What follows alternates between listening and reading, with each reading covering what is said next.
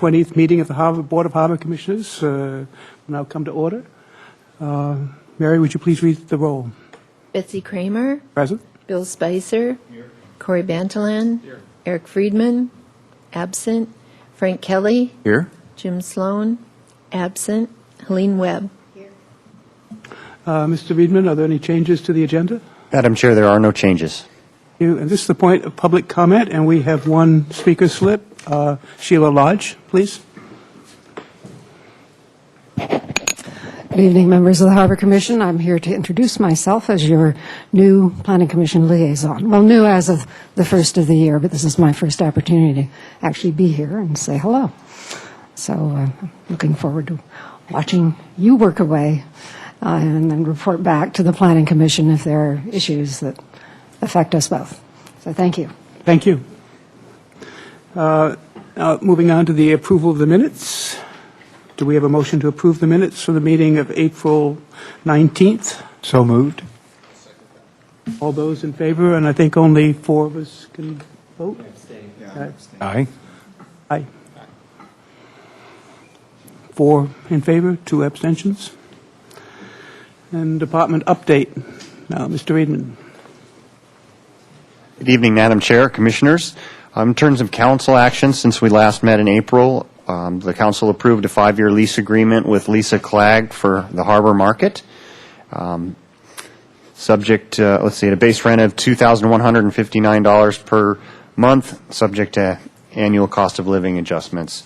The council also approved a 3-year agreement with 2 1-year options with Mike Pizell, the marine surveyor in the Marine Center building, at $417 per month, or 6% of gross sales, whichever is greater.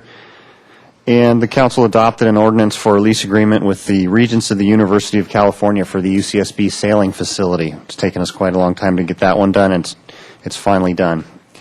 That's located out on the rock groin adjacent to Sea Landing on the eastern edge of the harbor. Additionally, the staff presented the Waterfront Department budget to the council on May 2nd at a council staff work session, and the council actually approved the FY13 budget this Tuesday, the 19th. So the budget is done for now.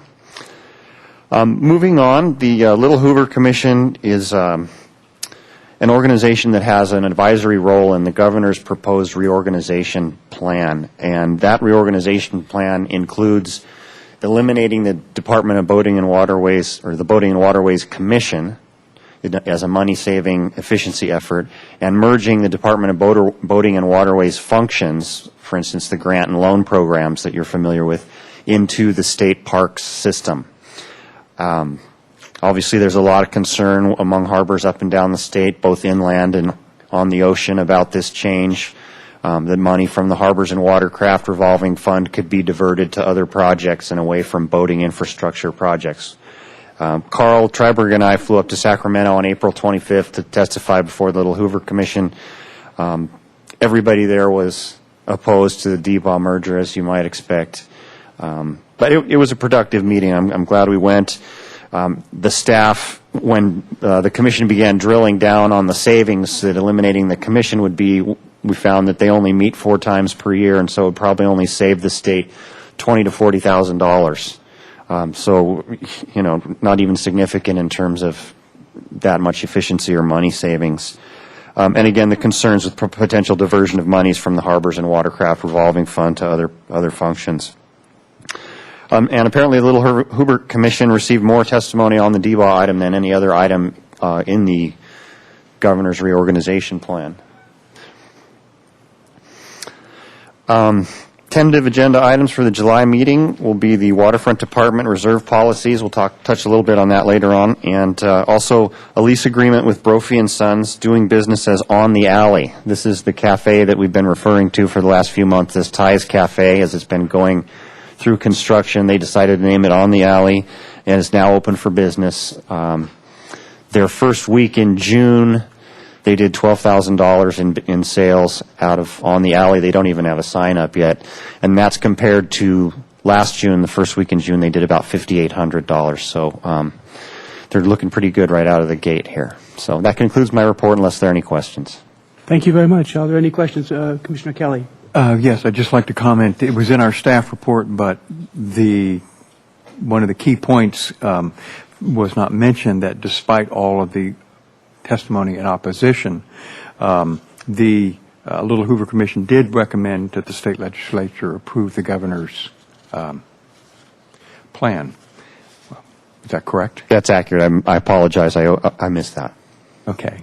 And that appears to be unfortunate, because it seems like the state legislature just wants access to more money.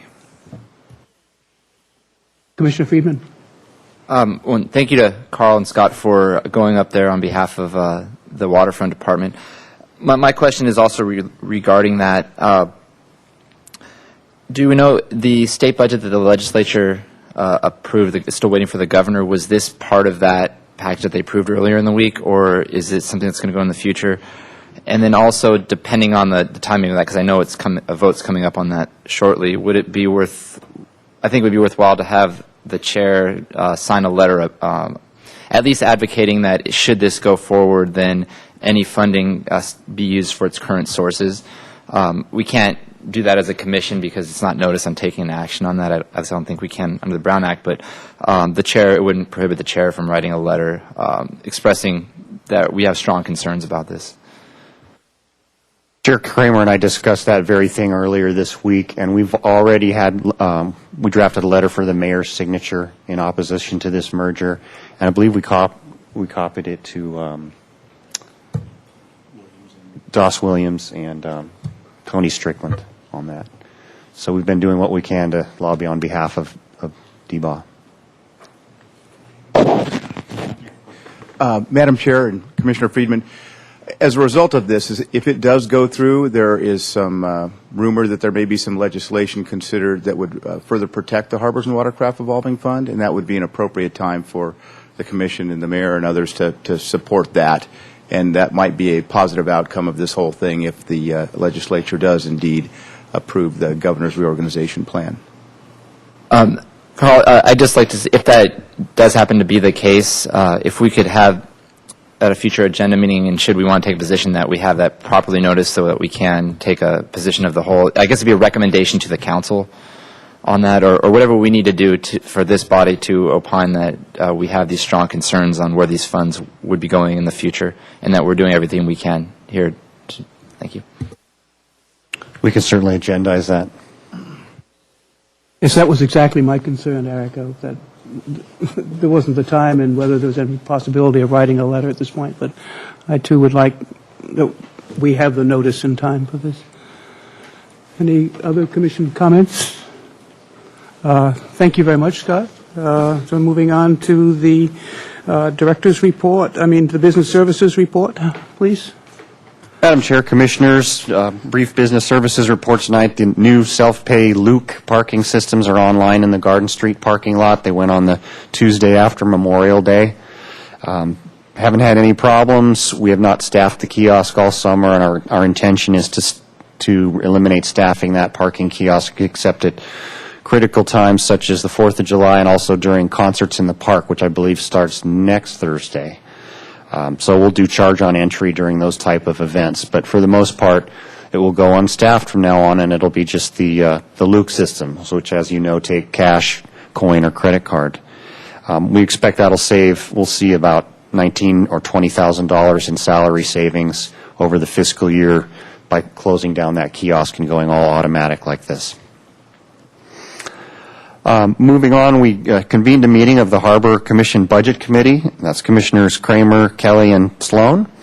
And the main topics on the agenda were the waterfront reserve policies, MTD shuttle funding, slip transfer fees for 25-foot slips, and enhancing and improving the Budget Committee's involvement in the upcoming budget process.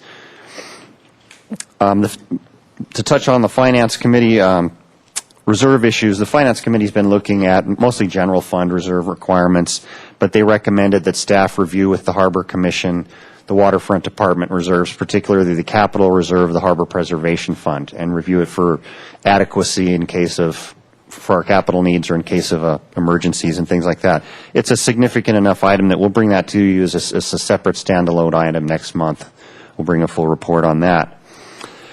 As I emailed the Commission earlier in the month, The elimination of the redevelopment agency left a $300,000 shortfall in the funding for the downtown waterfront shuttle and the several other MTD shuttle services, the Crosstown shuttle and the commuter lot shuttle.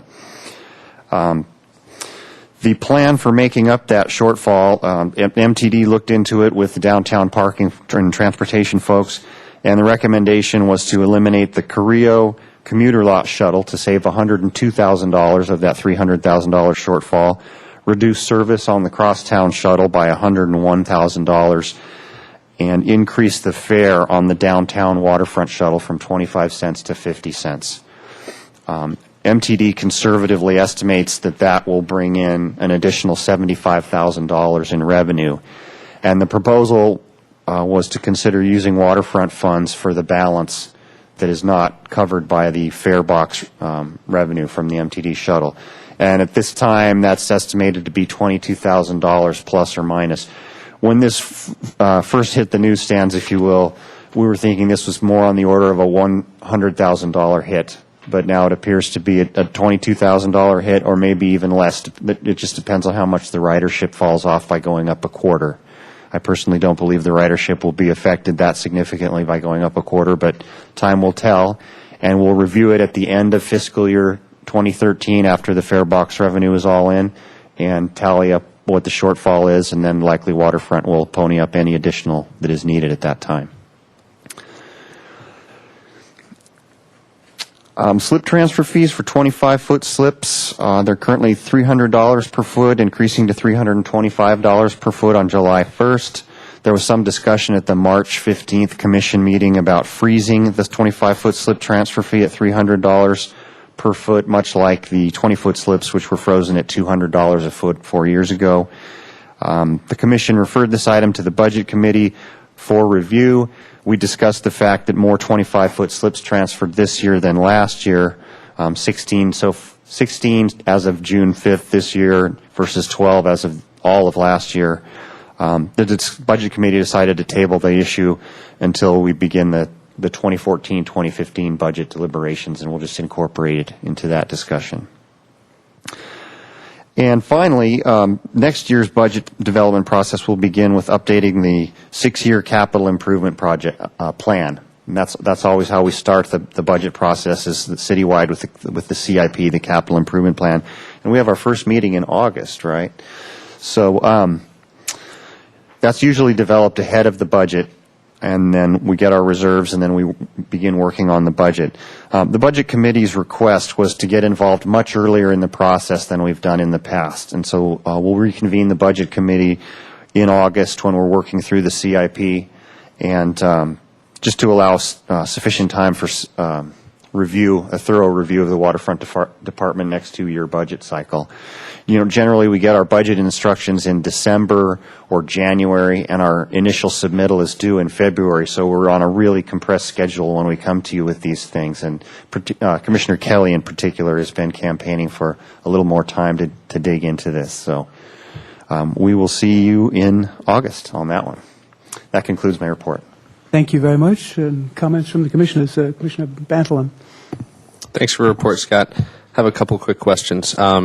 One to do with the new kiosks at the Garden Street lot. It's great to see that we're expanding that. Just a question on our rates. Obviously, it's a low amount that they're charging, so the rates on the credit card companies are going to be pretty high. But as we add more kiosks, are we leveraging that to get lower rates, or do we bundle or leverage with downtown at all? Being enterprise, are we completely separate? I'm just curious on how we're negotiating with the credit card companies there. Commissioner Bantalan, we don't commingle the funds or the credit card operations with downtown parking or any of the other funds. We pay those out of our financial management program. We do considerable credit card transactions with slip fees and slip transfer fees, and these are small transactions, but lots of them. I'm not sure what exactly the rate is that we're being charged by our provider. And then just on the second item with the shuttles, and I know you met with me on this, and I appreciate that. Just wanted to reiterate my concern, being enterprise, that we're not going to be backfilling other legs that aren't waterfront related. So just wanted to publicly share my concern on that. We share that concern as well. Anyone else? I was interested, Scott, when the Palm Park parking lot will come onto the Luke system. I notice there's a box there and it's covered up. Yes, Commissioner Kramer, Chair Kramer, we installed 3 units in the Palm Park parking lot as part of the contract with installing them in the Garden Street lot. But the Palm Park lot is so busy in the summertime that we didn't want to implement at this time of year, and we're going to implement that one in the fall, probably in the September timeframe, and then we'll do the same thing. We won't staff them at all through the slower winter months. But I think, and you know, if we get a bunch of this June gloom, we could shut down the kiosks and send the workers home and go on to the Luke stations. But the plan right now is to staff them consistently through the summer until we get into the slower season in Palm Park. But they're ready to go. Yeah, I wondered, and I saw the other things removed and the great blue thing, so, okay. Thank you very much. Sure. Thank you for your report. Facilities Management Report, Mr. Dryberg.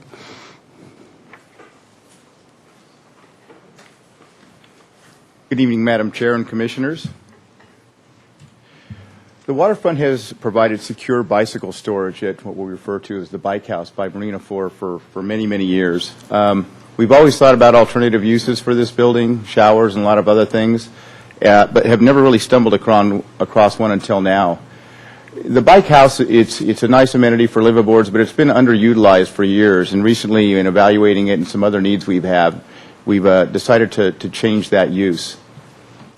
It provides storage for about 14 bikes. It's available for liveaboards only, and there's about 20 people on the waiting list, which I'll talk about a little bit later. It needs to be updated. Work, Inc. is a division of the United Cerebral Palsy Foundation, and they provide employment for some developmentally challenged adults. And Work, Inc., we have about a $220,000 a year contract with them to do custodial services in marinas 1 through 4 in the harbor commercial area, as well as trash pickup in all the marinas. They stage every morning in an area affectionately known as the Trash Triangle. And we've had some problems with them over there for quite a few years now. The site is right behind the Harbor Marine Works boatyard, and we've had conflicts on and off for years related to noise and a few other things. They store their personal belongings and some custodial supplies there, and it's not very sanitary for people to meet on a daily basis. So we feel that we could be better off relocating the Work, Inc. folks to the Bike House to meet on a daily basis. It gets them out of this area. It's safer. They don't have to cross Harbor Way on a regular basis. Would eliminate conflicts with the boatyard. And we just feel it's the best use for the Bike House at this time. Nevertheless, the Bike House, our secure bicycle storage, is an amenity that we want to provide to our liveaboards. There's a lot of people interested in it. And we have some bicycle storage right now, like these particular storage lockers you see right here underneath our stairs at the 132 building. And we think we can provide similar amount of secure storage throughout the waterfront. We went around and we located places where we could nestle these little units in, kind of out of sight, out of mind. They're lockable. It would be much easier for folks in Marina 1 to store their bikes, and Marinas 2, 3, and 4. Currently, all of the bicycle storage is way over in this corner of the harbor, which is a mighty long ways for folks out on Marina 1 to go for their bikes. We found, I think, 7 to 8 locations which would provide that same need, 14 bicycles, maybe 16 bicycles. So we think we can move forward with that. We have a couple things to do. We need to update the waiting list. We went and looked at the list of folks that currently have access to the Bike House. Some of them are gone. Some of them clearly wouldn't use bikes. So we'll update that and probably renew some interest in that. We could possibly install the lockers as early as August. And we believe that we should establish an annual fee for the bike lockers this go-around. We feel that will help recover the cost for the lockers and probably inspire people to use their bikes as opposed to just having a free place to put something and never have to worry about it again, because we've seen a little bit of that in the Bike House. And then we'll assign the lockers immediately after that, and we feel this is the best way to put the Bike House to good use and still provide this amenity for our liveaboards. Our next item this evening is the Boating Trails Launch Ramp project, recently completed by Shaw Construction. They finished up all the concrete work just before Memorial Day. It was immediately put to good use. Seashells, one of the oldest youth sailing organizations in the state or in the United States, had their opening day shortly thereafter, and there was just a horde of young children out there with sailboats all over that and really enjoying the amenity. The purpose of this project is to provide launching for non-motorized watercraft. Here's a lot of kids putting it to use. It's a low freeboard dock for stand-up paddleboards, kayaks, small sailboats, and the like. And it's really popular right out the gate, so we're really pleased with how it's come out. The project was, we received a grant for $450,000, and the project was completed for just over that. We had a sort of an average amount of change orders, and the total cost of design, construction, and inspection was $493,000. The $43,000 difference comes out of our Harbor Preservation Fund, something we can pretty easily absorb and wind up with a nice new amenity for not very much money. The westerly side of the launch ramp is also deteriorated. We've received a $350,000 grant to make improvements over there. We'll send out an RFP for design here in the next few weeks, get it designed and constructed about the same time next year so that the entire launch ramp will be serviceable for non-powered as well as powered watercraft. The Sea Landing Pedestrian Walkway is a project that we just initiated recently to take into consideration the increased use in that area. Sea Landing itself is really quite popular. Tens of thousands of people every year go out and go on whale watching boats, charter dive boats, sport fishing boats. It's been very, very popular. But as all of you know, there's been a recent increase in cruise ships coming in with thousands of more people visiting the harbor. And this area is what's referred to as the secure facility designated by Homeland Security for the folks to come in and out. And it's quite a bit degraded, to be perfectly honest. The waterfront's responsible for the landscaping and the sidewalk in the area. In this particular area, looking sort of from the launch ramp to the south, you can't see it very well, but the sidewalk is completely broken up. It's probably built, 30, 40 years ago and quite deteriorated with very little landscaping. We hired Arcadia Landscapes to put together a conceptual design for some improvements. And in this particular location, the main improvements are a bit of landscaping along both sides, or primarily the water side of the walkway there, and a hand railing, something that you can see through quite easily. There's a lot of people that walk by there, and it's the only area where we kind of don't have a railing next to the water. There's a railing beyond it, but just not in this area, and we kind of like the aesthetic look of this and think it will help provide a little bit more security. Another amenity is a tile mosaic of the city seal we felt would be nice. It's something else that we've got proposed for this area. Looking north from the launch ramp, these are the famous seashell sheds. And the row of trees you see on the left are Myoporum, and they've been infested with a plant insect called psyllid. And the city arborist has taken a look at it and says they're just going to get worse. This is an infestation that's difficult to treat. And the trees are kind of starting to fall apart slowly but surely. So we'd like to re-landscape this area with what we see throughout the watershed, mainly palm trees. So we could there's a couple different types of palm trees that would be suitable to install in this location on either side of the walkway there. And we feel this would be a significant improvement throughout that area, and especially as so many more people are using this area than ever before. The pedestrian walkway conceptual plan is going to the Architectural Board of Review on July 9th. We'll take into consideration their comments and amend the plans as appropriate, complete them in the next few months, and prepare a cost estimate. We really don't know how much this project's going to cost. We'll consider funding this project with what Scott mentions, the next 6-year capital improvement plan. We start on that as soon as August. It seems kind of soon, but it's happening right away. And this project will be considered with all the others that we consider and ranked accordingly. And at that time we will determine whether or not it's something that we'll fund in the near future, an outlying year, and see if we can go forward with these improvements. And that concludes my presentation this evening. I'd be happy to answer any questions. Thank you very much, Carl. Are there any questions, comments, commissioners? Commissioner Spicer. Thank you, Carl. One quick question on the grant for the other part of the landing to be rebuilt is significantly less than what we got this time. Do you anticipate the RFP to be close to that amount? Madam Chair, Commissioner Spicer, it's less because there's no dock associated with it. It's 2 lanes, launching lanes, without a dock and a washdown area. So boating and waterways, they kind of come back and tell you what they think the project's worth, and that's what they'll grant. For us, it's free money, and we make the most of it. Frequently, these projects run a little bit more than what the grant amount is for, but it's still worth going forward as opposed to just paying for the entire thing ourselves. So Oh, absolutely. I would expect something similar, maybe $50,000 over. Hopefully, we'll get it done for that amount, though. Thank you. Commissioner Kelly. Thank you, Madam Chairman. Again, on the Sea Landing, I'm going to go to the Sea Landing pedestrian walkway. Is there a potential of the Department of Boating and Waterways applying for a grant in the out years, while that still exists, to assist with that project?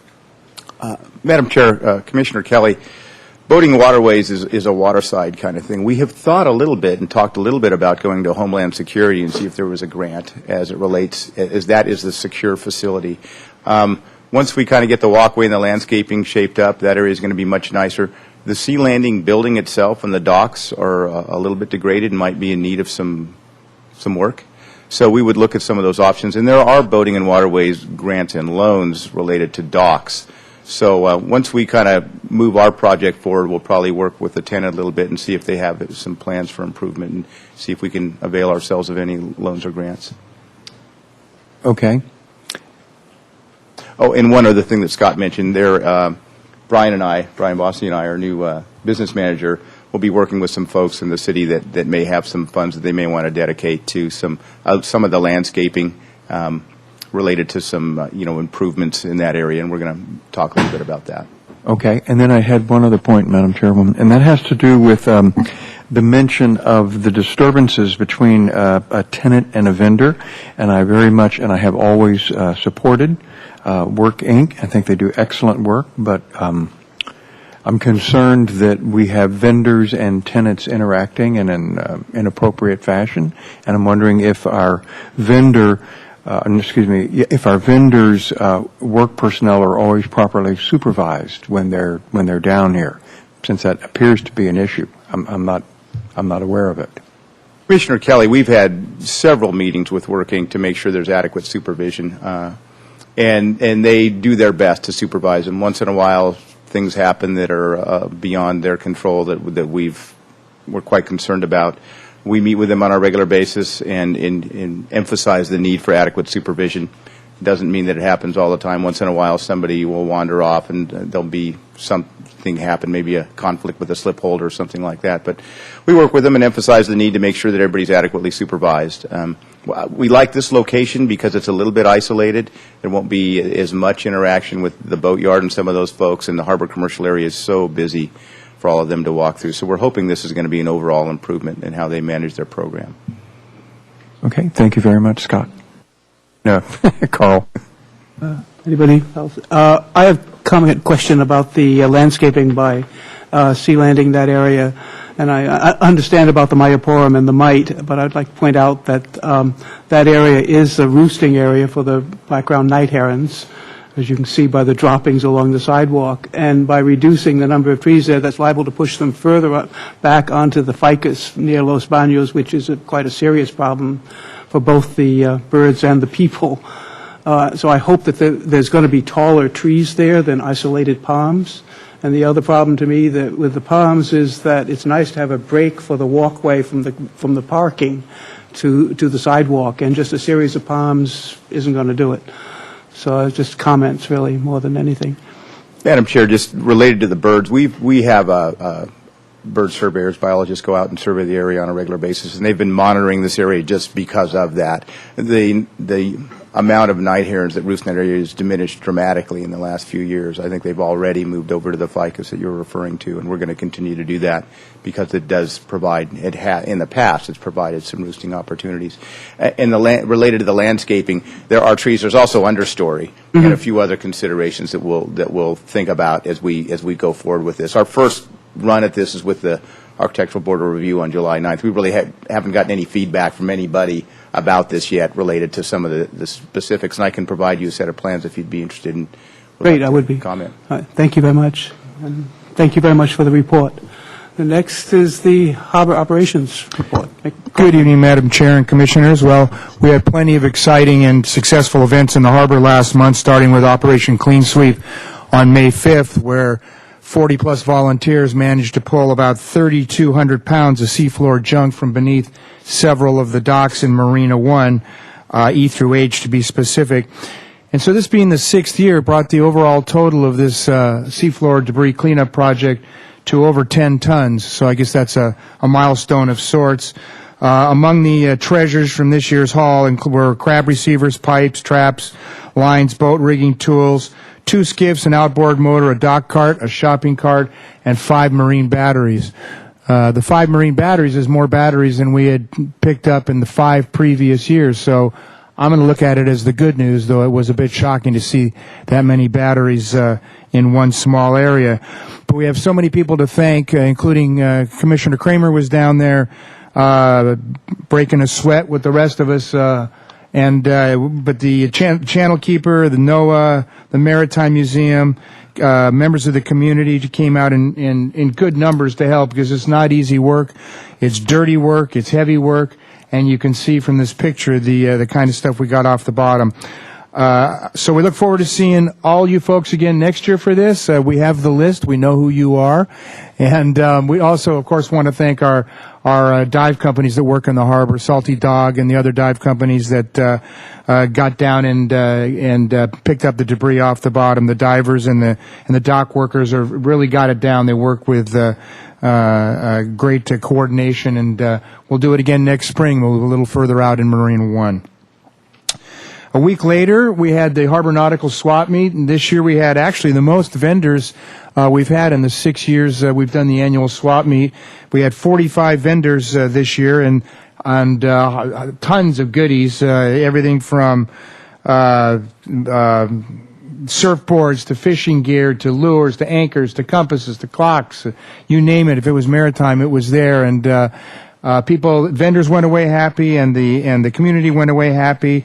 And as you may recall, this is a benefit for the Harbor Merchants Association, and they in turn graciously provided free bagels, coffee, donuts, and fruit for the vendors and the buyers alike. In fact, people would consistently come up to us at the table and say, "This is free." People aren't used to getting free stuff to eat, so it's a great event, and we intend to keep doing it every year. It's getting bigger and bigger, and that's kind of what we want. We had 45 vendors. We'll shoot for 50 plus next year. So.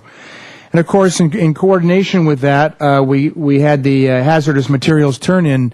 You can't quite see it, but there's a truck just to the right, just east of this swap meet area, where we collected a total of 1,370 pounds of hazardous waste, including I think it was 400 pounds of oil-based paints and all kinds of other batteries, bulbs, fluorescent lights, all kinds of things that in theory anyway came off of people's boats and out of their dock boxes. But that again was a great event. We do this in combination so people can clear out their junk and buy new junk to put into their boats and go boating with at the very beginning of boating season. That's what it's all about, right? In one of the oddest Harbor Patrol rescues that I think any of us have ever seen, certainly in my 12 plus years here, and I talked to people who've been here twice that amount of time, we on May 15th, an Arabian show horse, and if you haven't read about this already or seen it on TV, you must have either been on vacation in another solar system or thoroughly isolated, because it's been on the news a lot, and I apologize if I'm repeating what you know, but it was rather remarkable and does deserve repeating in this venue. On the 15th, an Arabian show horse broke away through its rider and broke away from a photo shoot down near Loon Point, and swam over 2 miles to sea out towards the oil rigs. And in a coordinated response between Carp and Summerlin Fire Department, State Parks, and Harbor Patrol, we caught up with a horse, and we actually, if you look closely in this picture, you can see where Officer Ryan Kelly, who's driving the boat, and his colleagues there from the Fire Department and State Parks managed to get a line underneath the horse's saddle and tie it bridle fashion to the boat, and then using a rescue ring, a life rescue ring, it's kind of a half donut, horseshoe shape, under the jaw of the horse, drove it slowly over 2 hours all the way back to the beach, where first responders using paddle boards got it through the surf line and back onto the beach. And the horse not only survived, it's doing very, very well and has been quite a star. And we've been fielding news calls from all over the world for several weeks. And in fact, earlier this week, Officer Kelly was honored by the Carp Fire Department for his efforts. It was an extraordinary rescue and one that we're very proud of. We've talked over several months. You've heard me talk about Senate Bill 623. This is the bill that was intended to do away with copper bottom paints on recreational vessels in California. It was sponsored by the San Diego Baykeepers and the Port of San Diego, and the author was Senator Kehoe down in San Diego. It was tabled in Appropriations Committee and Assembly after its first year in the legislative process, and then finally this year the author decided to pull the legislation in response to a letter which is included in your packet from the paint manufacturers, which describes new technologies at hand, new assessment techniques, new strategies are being developed for assessing the level of hazardous materials in harbors and bays. And it notes some very interesting sort of conflicting regulatory moves that are at hand. One from those who are interested in keeping aquatic invasive species out of the country, which come in on the hulls of ships, especially larger ships, and they're pushing for even stronger biofouling agents, and in the interests of those who would like to see less copper in California harbors. And so while those sort of processes work themselves out, the new paints with less copper, the new techniques for assessing the levels of toxicity in the harbors, and the assay techniques to decide whether or not they're actually harmful to organisms, and resolving some of these conflicts between reducing our susceptibility to alien organisms, if you will, invasive species, and at the same time reducing contamination in California harbors. Until those sort of work their way through their process, the author of this bill deemed it was appropriate to pull it at this time and let those processes run their course. We haven't talked to you recently, not since we last discussed our commercial fishing berthing policy, about our commercial fisheries, and I'm happy to report that preliminary data from 2011 indicates that our fisheries are doing very, very well. In fact, in 2011, overall landings were the highest since 2007 at 6.3 million pounds. And the ex-vessel value, and that's the value that's paid to the fishermen from the buyers, was 9.9 million, and that was the highest in over a decade. They're a little out of sync. Both are heading the right way. The reason the values are so high are really two primary reasons. One, the extraordinarily high price being paid for lobster. That's a function of markets and fisheries around the world, availability, abundance, and market competition around the world, where fishermen in our town were getting close to $20 a pound for the lobsters, mostly around $17, $18 a pound. And the other was the emergence in the last 2 years of the sablefish fishery. I think you've heard Scott mention it before. This is a ground fish that's taken in very deep waters, 15, 20 miles west of San Miguel Island. I mean, way out there. And it's an export and a domestic product, and it's really added a spike to our local fisheries. It's been great for the fishermen and the fishing families and all of us who support our sustainable fisheries. So this is all looking good. Looking at that curve, it's one that is headed in the right direction after a lot of flat years, especially in an era where regulatory overview is so strict that you get the sense that this is being done in the right regulatory environment. So this is good news for everybody. And not finally, but almost finally, we have a new Harbor Patrol officer. You may remember a couple of months ago we introduced Carl Halamachek as a new Harbor Patrol officer. Carl took the place of Wendy Cummings, who retired after 5 years with the department. And now it's my honor to introduce still another Harbor Patrol officer, Billy Larson. Billy is taking the place of Billy Petrini. You may remember Billy Petrini. He was an officer with us for several years and is relocating with his family to Wyoming. Billy Larson has a long history in wildland firefighting and ocean lifeguarding. And as a matter of fact, you may, several years ago, have read about the tragic case of the woman who was swimming up off of Avila Beach and was attacked by a white shark. Billy's the guy that swam out and got her. So that was certainly a testament to his character and courage and commitment, and added to a whole lot of other skill sets. He made a great hire, and we would welcome folks to say hi to Billy on the docks. He's like the rest of the officers, I'd like to think, congenial and outgoing and willing to engage in a conversation. I think he's a great addition to the department. And finally, July 4th, right around the corner. This year's festivities will go off at 9 o'clock sharp, preceded by Sparkle, and their folks will have a band set up on the beach at 7 p.m. The vendors will be on the boulevard by about 11 a.m. We'll have woodies and surf dogs and all that kind of stuff for folks. This year, it's the 4th of July falls on a Wednesday. It's the middle of the week, but we expect an excellent turnout and an excellent show nonetheless. Show should last about 20 minutes, care of Bay Fireworks. These are the folks, these are new to the July 4th fireworks for us, but they come with a great resume, and we sort of tried them out, gave them a trial run, a test drive at Parade of Lights, and they did a fabulous job there. So we're expecting a great show and a great turnout. And MTD bus service and shuttles will be available, so we'd encourage people to take alternative transportation down to the site. And there should be a simulcast on AM 1290 right at 9 o'clock when the fireworks go off. And that concludes my report. I'd be happy to answer any questions. Thank you very, very much, Mick. Excellent report. Commissioner Friedman. Thank you, Mick, for that report. I just wanted to thank you for continuing to update us on SB 623, and I'm pleased that although it didn't move forward with the copper-based paints, that it did spur some action, and it has a larger discussion of the issue of invasive species and how that plays into it, because many times when we try to do something positive, there's unintended consequences, so I feel like that it has gotten that discussion going on, which is a good thing. And then also, it's great news to hear about the value of our commercial fishermen that are bringing into the area, and that they're finally seeing an upturn.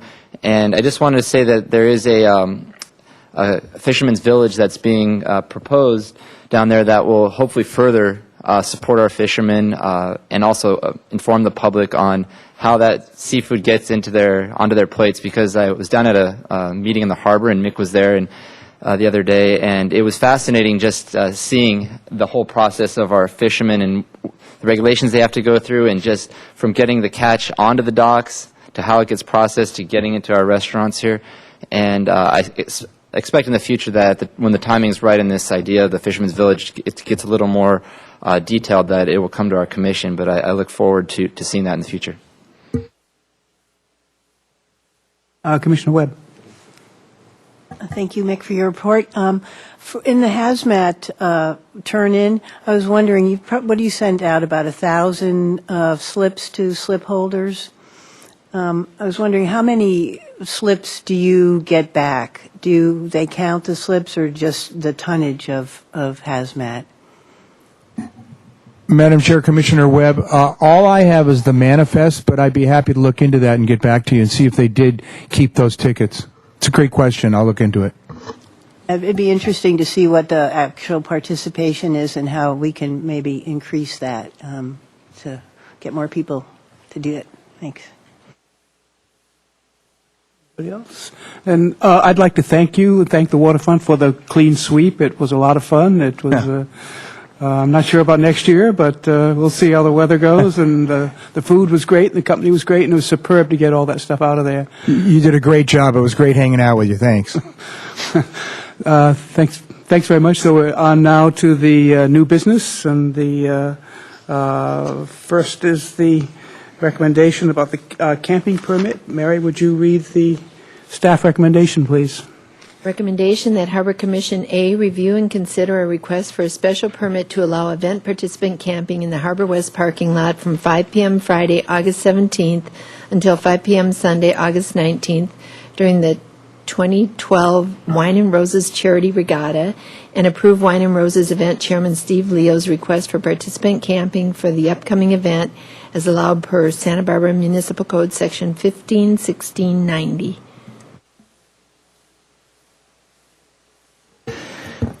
Bossy. Good evening, Madam Chair and Commissioners. Brian Bossy, and unfortunately, my presentations don't have near the flair that my two associates do, but they are the lifeblood of the harbor. So with that, I'll begin. The Wine and Roses Regatta is a California State Catamaran Championship, and it has been held at Ledbetter Beach every August since 1996. It's hosted by the Southern California Hobie Cat Fleets, as well as the Santa Barbara Yacht Club, and the event benefits the Santa Barbara chapter of the Make-A-Wish Foundation, so a very good cause. The event organizers and participants have always been cooperative with our local businesses as well as with waterfront parking staff, and each year they leave the beach and the parking lot in good condition. The event, as Mary stated, has requested the use of a portion of our Harbor West parking lot from Friday at 5 p.m. through Sunday at 5 p.m. That's August 17th to August 19th. One correction I should note is that in your staff report, it states the use of 100 spaces. That's been updated. It's actually 130 spaces. So instead of using about 50% of the parking lot, it would be bumped up to, their request is for about 65% of the parking lot. The fee for renting the parking lot would be $7 per space times 130. I'll do the math for you. That's $910 per day for the two-day event. Event participants who end up getting there earlier than the 5 p.m. Friday would be required to pay the $3 for 3 hours of parking at one of our three new Luke stations in that parking lot. And in order to facilitate a smooth transition into the weekend and getting people set up and their camper set up and parked appropriately, they have requested they'd like to hire one of our waterfront parking lots from 11 to 5 on Friday just to make sure everything goes smoothly. And as Mary stated, although camping is generally not allowed, you do have the discretion within waterfront property to allow that, as you've done in the past. And the regatta is an ocean-dependent use, and waterfront staff supports the use of our waterfront facilities and the special event camping permits for this event.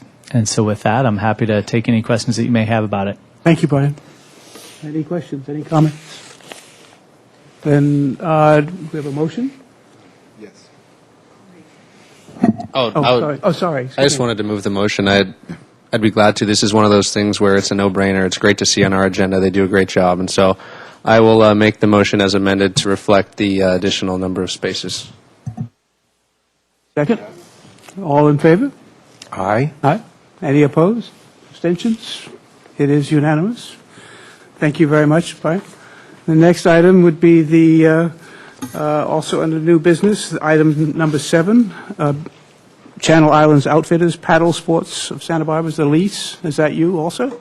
Thank you. Mary, could you read the staff recommendation? Recommendation that Harbor Commission recommend approval to City Council of a 5-year lease with Garrett Kababik, Fraser Kersey, and Johnny Dresser, who formed the corporation Channel Islands Outfitters, Inc., doing business as Paddle Sports of Santa Barbara in October 2010 for the 956-square-foot retail store at 117B Harbor Way. Brian. Good evening again, Madam Chair and Commissioners. Garrett Kababik, Fraser Kersey, and Johnny Dresser have operated Channel Islands Outfitters since October of 2010. The permitted uses under their lease, I'm sure all of you are familiar with, kayak rentals, sales and demonstration of kayaks and equipment related to kayaking, guided kayak trips and instruction, the sale of clothing, sunscreen, sunglasses, basically most things you can think of related to kayaks. They sell memberships as well as lessons, and one of their new programs is their stand-up paddle sales and rentals. And if you're familiar with how stand-up paddle boards have just shot through the roof recently, it seems they are everywhere up and down our coast. As a user of our local beaches, it's nice to know that there are folks out there giving people lessons and teaching them about stand-up paddles and the ethics and the safety and all that other information. So that's good to know. The base rent for their 950-square-foot space is currently $2,762.75, and that's with many of our leases subject to a cost of living increase based on the Consumer Price Index. One thing we did change or propose to change is their former tiered percentage rate is now we're proposing at 5% straight across the board. And Paddle Sports is considered a tenant in good standing by the department. They have no default notices on file, and they've been prompt with their rental payments. And if your commission approves this, we will then, the next step would be to take it to council and run it through the ordinance process there. Thank you. Commission comments? Any? Then, do I have a motion? So moved. Second? All those in favor? Aye. Opposed? Abstentions? I guess it is approved. The next item is item number 8, the commercial fishing berth lottery. Mary, would you read, please, the staff recommendation? That Harbor Commission review and consider the process for conducting a commercial fishing berth lottery for berth 1R28 at its July 2012 meeting. Mr. Conman. Madam Chair and Commissioners, as you're aware, Title 17 of the Santa Barbara Municipal Code describes procedures for assigning slips in Santa Barbara Harbor, and as part of that, it describes situations in which lotteries are conducted for the assignment of slips, including specially designated commercial fishing berths. In 1999, when Marinas 1 and 4 were expanded, 3 designated commercial fishing berths were added. You may remember a few months ago we had a vigorous discussion about one of those berths. Well, one of the individuals in those berths, Craig Barbary, had a slip out on our finger in Marina 1. Craig fished albacore, salmon, and crab. He was not here very often, rarely saw the boat in his slip, and finally he decided it wasn't worth his while to keep paying the slip fees, and he returned the slip permit to the city effective June 1st. Typically, we would go to the waiting list and pick the next person for that size of slip off the waiting list and assign it to them. But as prescribed by the municipal code and designated by a city council resolution as well, if there is nobody available for that slip size category, we conduct what we call a designated commercial fishing berth lottery. And we opened the lottery on June 6th, I believe it was. Yeah, on June 6th, and it will close on July 3rd. 5 o'clock on July 3rd. And what we've done is we've advertised the availability of this slip permit to qualified applicants, and we've advertised it in the Log newspaper. It's a Southern California yachting magazine, Ventura County Star, Santa Barbara News Press, online through the Santa Barbara Waterfront Department's website. There's a link right to it, to the application. And we also advertised it in all the harbors up and down the coast through a listserv I maintain through the California Harbor Masters and Port Captains Association. A couple notes about the lottery for people listening or people interested going to those sources and participating in the lottery. One of the requirements is that any individual to be eligible for this lottery has to have compiled a total of $15,000 in earnings from commercial fisheries over the 2 years previous to the lottery. So this is really just for established commercial fishermen only. And also, if you have a slip in Santa Barbara Harbor, you would have had to have given it up when the time of at the beginning of the lottery window in order to qualify for this lottery. So it's not intended to be an additional slip for someone who already has one in Santa Barbara Harbor.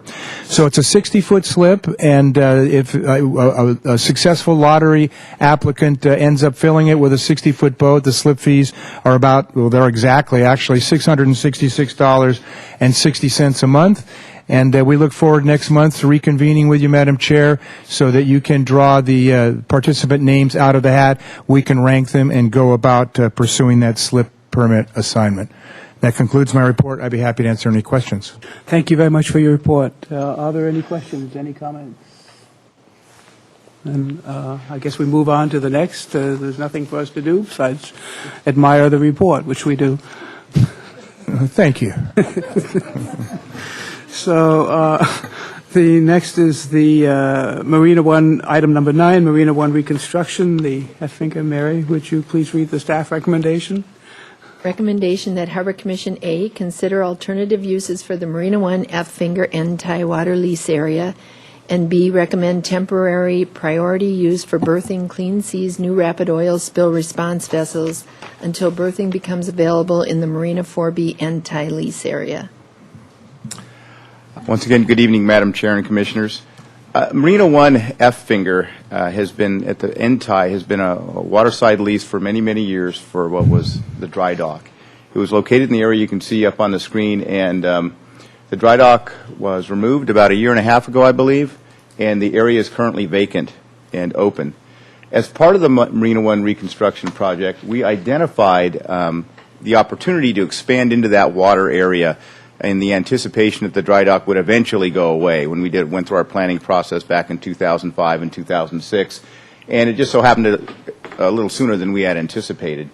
As most of you know, we've been working through Marina One in phases. We've finished up through Phase 3. Phase 4 is next year. Marina One F Finger would be part of Phase 7. The map is a little bit off. We're actually going to combine a couple of phases, but nevertheless, that's what it would look like when we construct it in Phase 7. At this time, since the dry dock went away a little sooner than we realized, we have a couple of different alternative uses for your consideration this evening. The first alternative would be to construct some temporary slips. We could expand F Finger now and create 8 35-foot slips and one 78-foot end tie using demolished docks from M Finger, which is going to be part of the Phase 4 construction, which will begin in November of this year.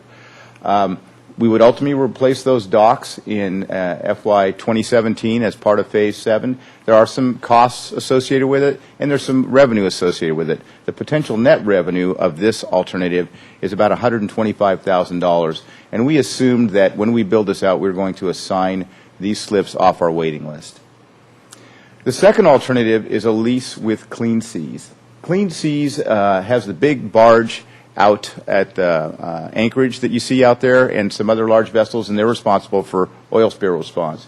They have, in the wake of the Gulf oil spill a couple of years ago, the technology has kind of changed and the approach towards cleaning up oil spills has changed, and they've developed these rapid oil spill response vessels.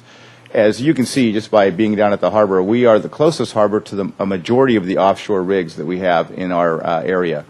The Coast Guard is really excited about this and is encouraging us to provide berthing for one of these new rapid oil spill response vessels.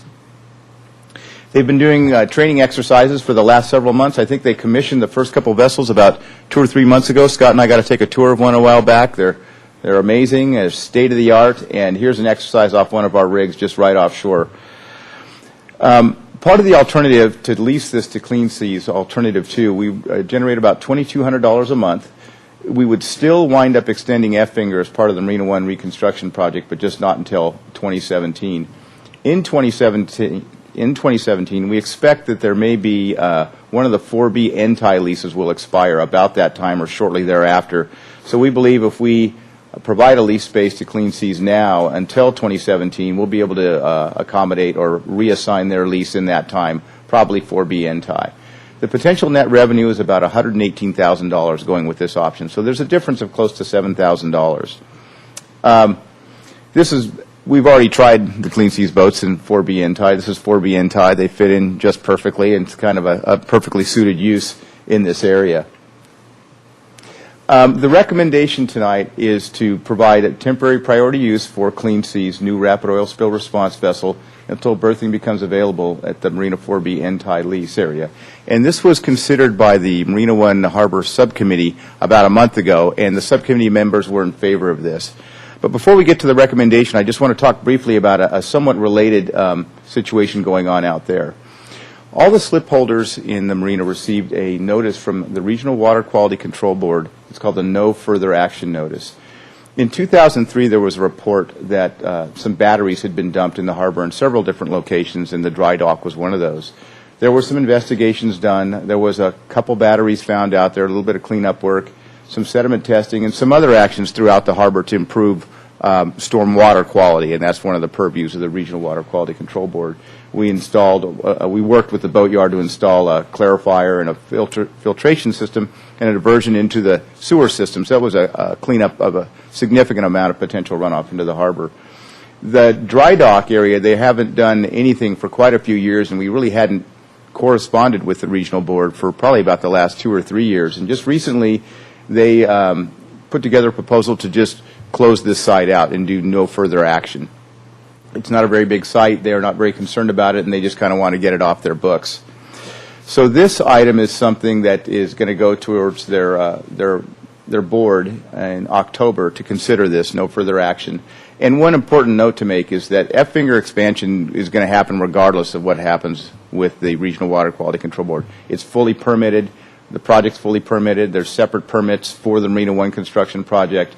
And the site will always be regulated to a certain extent through the regional board's authority over our stormwater management plan, stormwater pollution prevention plan, and our Marina One project. I just wanted to bring this to your attention tonight because 1,100 slip holders got this notice, and I think some people were a little bit confused as to what it was about. So I'll go back to the recommendation, and that concludes my, or Scott has one item to add this evening regarding this issue. Yes, Madam Chair, Commissioners, I just wanted to point out that Clean Seas is very excited about having a presence in the harbor, the proximity of the oil rigs, and not having to anchor outside as they have for many years. And they're here tonight. Ike Eichert is the general manager for Clean Seas, and also Pat Elliott is here tonight. She's the business manager for Clean Seas. So they're here to answer any questions that the Commission may have on these vessels or their operations, and looking forward to accommodating them in our harbor. Thank you very much, Carl and Scott and Commissioners. Commissioner Spicer.